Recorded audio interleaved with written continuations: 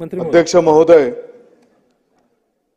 Auto rickshaw, taxi आदी वाहनांच्या संदर्भामध्ये वाहनांचे योग्यता प्रमाणपत्र नूतनीकरणास विलंब झाल्यास प्रतिदिन ₹50 एवढे विलंब शुल्क आकारण्यात येत होतं। अध्यक्ष महोदय, प्रत्येक दिवसाला ₹50 विलंब शुल्क, यामुळे मिळून होणारी जी मोठी रक्कम व्हायची ती रक्कम आम्हाला भरणं शक्य नाही।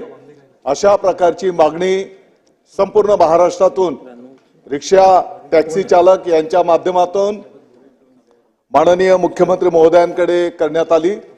माननीय मुख्यमंत्री महोदयांनी या संदर्भातला सहानुभूतीने विचार करून संपूर्ण महाराष्ट्रातल्या ऑटो रिक्षा, टॅक्सी चालक संघटनेचं जे काही निवेदन होतं त्या निवेदनाची गंभीरपणे दखल घेऊन येणाऱ्या काळामध्ये हे ₹50 प्रतिदिन विलंब शुल्क आजपासून रद्द करण्याचा निर्णय त्या ठिकाणी करण्यात आलेला आहे।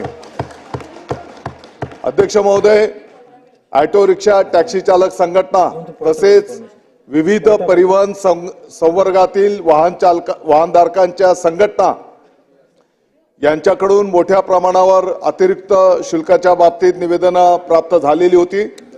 मोटार वाहन नियमातील राज्य शासनास प्राप्त अधिकाराच्या आधारे विलंब शुल्काबाबत वाहनधारकांना दिलासा देता येईल का याबाबत कायदेशीर बाबींची तपासणी करण्यात आलेली होती आणि याच्यासाठी लागणारा कालावधी योग्यता प्रमाणपत्र नूतनीकरणासाठी येणाऱ्या 15 वर्षाच्या आतील सर्व परिवहन वाहनांचे योग्यता प्रमाणपत्र नूतनीकरणास विलंब झाल्याच्या नंतर प्रतिदिन ₹50 जे काही विलंब शुल्क आकारण्याचा निर्णय होता।